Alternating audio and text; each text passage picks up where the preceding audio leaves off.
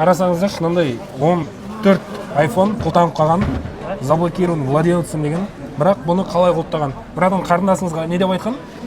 Ойын жазып беремін деген ба? Ойын жазып беремін, мен аккаунтым жазып тұра тұр деген, иә, кіре тұра тұр деген, сосын ары қарай ақша жібер, ақша жібермесем құлдап тастаймын деген ба? Ол кісі өзінің аккаунтынан шыққан, басқа біреудің аккаунтын өзінің телефонына жазған. Олар ар жақта тұрады да, ұрыме телефон жоғалды деп құлттап тастайды бар ғой. Ондай нәрседе сіз өзіңіздің аккаунтыңыз бен пароліңізді ешкімге бермеңіз керек айклаудпен. Біреудікін өзіңіздің телефонына жазбаңыз. Өйткені мен ар жақтағы кісі жазып алады дағыны, сізді блокқа кетті, жоғалды дейді дағыны, заявка береді. Кейіннен ақша жіберсең ашамын дейді. Жібересің, бұл жол ашпайын тағы жібер деп көп в общем мошенник қой. Ондайға түсіп қалмаңыздар, өтініш. Бұндай жайттар көп.